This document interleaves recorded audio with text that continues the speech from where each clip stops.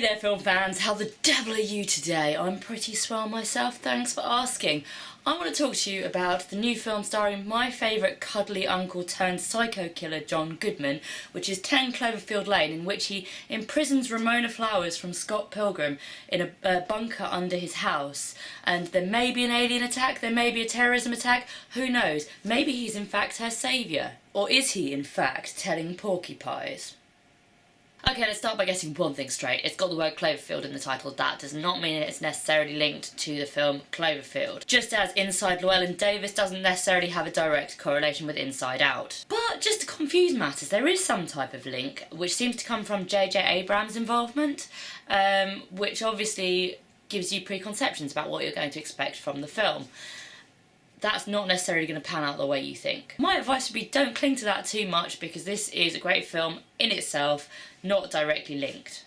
If I was expecting a sequel, I don't know, I think I'd be quite confused. From my understanding, the J.J. Abrams connection came quite late in the production, and that it was already almost a movie in itself, and there are certain elements that I feel seem a little bit tacked on, particularly the last 15 minutes of the film. Having said that, there's loads to like about this film. The start of it reminds me a little bit of Psycho, with Marianne Winstead's character leaving her boyfriend and driving, then she gets hit by another car and taken off the road. Cut to credits.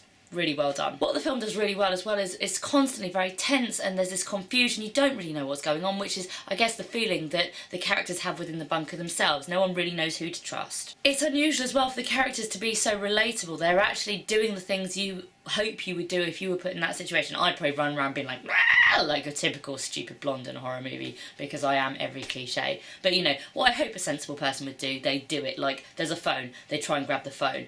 Oh, there's no signal. But you know, they think with their heads, which is, yeah, instead of running around naked for no apparent reason covered in blood. He's behind you.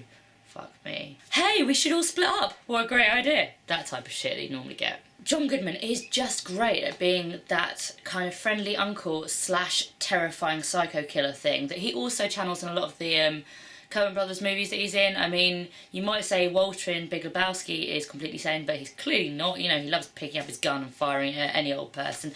Obviously Barton Fink as well. Don't know about you, but I've always been a bit creeped out by Fred Flintstone. As well as being completely psycho, he's also really irritating, and you do think, fuck, if I was trapped in this bunker with him, shit would kick off.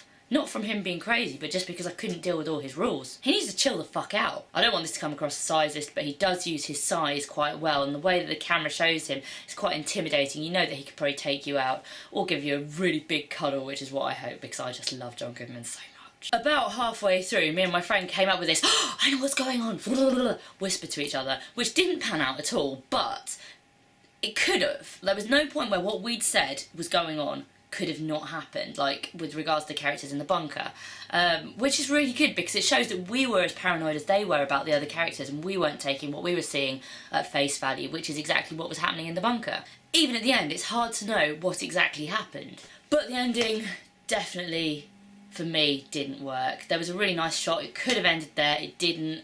It felt like they wanted to spunk their whole budget on this end sequence for no apparent reason. Like, it was a small budget anyway, they could have bought another few John Goodmans in, I don't know, but probably used it a little bit better. The problem as well when they finish with a pool bit is that you come away going, whereas if it ended 10 minutes sooner, I would have come away going, yes, yes! I mean, I was literally so tense for some of it that I was trying to think of reasons to go to the toilet even though I didn't need to go, just so that I could break that tension for a little bit and have a little breather. If it hadn't been for the last 10 minutes, I would have given it a 9 out of 10. As it stands, I'm thinking more 7.5 out of 10, which is a shame. But hey, I would still totally recommend it, if just to boggle over how terrifying slash cuddly John Goodman can be simultaneously. But what did you guys think of the film? Were you hoping it would be more like Cloverfield, or did you like the kind of bunker thriller? Let me know in the comments. Don't forget to subscribe to the channel, otherwise I'll lock you in my bunker and tell you that the world's ended.